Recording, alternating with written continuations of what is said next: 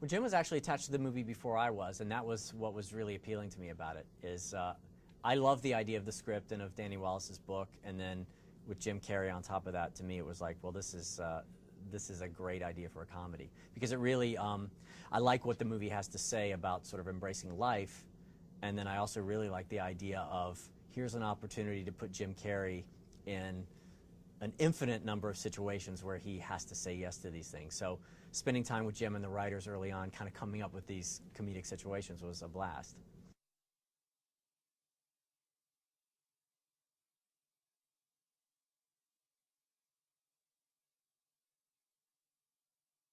Yeah, and I was sort of, I'd never met Jim before this movie, and I really was pleased to find that our points of reference were really similar. I could reference some obscure movie or TV show or something like that, and he got it and sort of knew it verbatim. So we had a great time together. And I think we all had fun sort of trying to make each other laugh on the set. And for me, and the way I like to work, it's important because that stuff definitely translates on screen. If the mood, the mood of the set, and particularly for a comedy.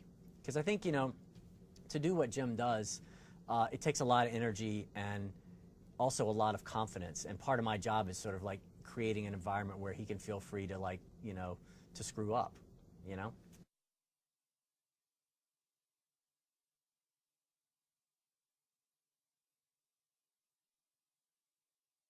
Well, Danny Wallace wrote this book based on something that he actually did. His girlfriend had broken up with him.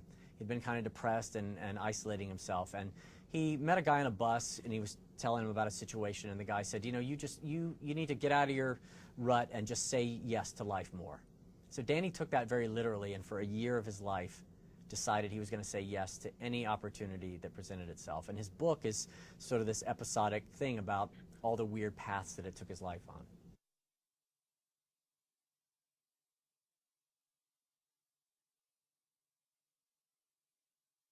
Yeah, well, we really, we like the idea, or I like the idea of shooting in Los Angeles, but showing, presenting a part of LA that you don't always see in the movies, and it's all specific to this Los Feliz, Silver Lake, Echo Park neighborhood, and then also, in Hollywood, shooting things like the Observatory and the Hollywood Bowl, but placing these characters in this very real neighborhood that doesn't have anything to do with the movie or TV business. So that was fun because there's a lot of really visually amazing things that I hadn't seen in a movie before.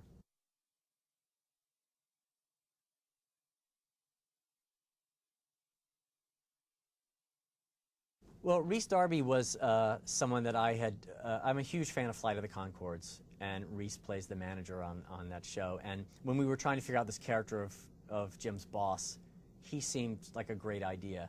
And Rhys put himself on tape in London and sent us the tape, and it was like, okay, that's the guy. So I'm really proud because Yes Man is his first movie, and I think he's terrific at it because he's incredibly funny, but there's also something really heartbreaking about him, and you want Jim's character and his character to sort of become friends because he's sort of an annoyance to Jim at the beginning of the movie, and also someone who has done stand-up and improv for years and really can hang with what Jim does. So he was great.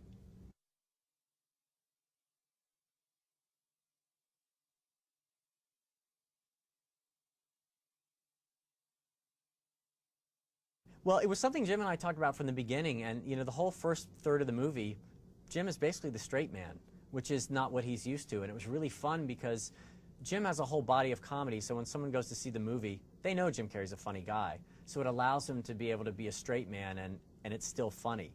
So, it's great in those scenes because he kind of lets Rhys Darby, go off, and in his scenes with Michael Higgins at the beginning, Michael's the lunatic in those scenes, and Jim is actually the more calm guy. And it's fun throughout the course of the movie to see Jim's character loosen up and become a little more like the Jim Carrey that everyone knows.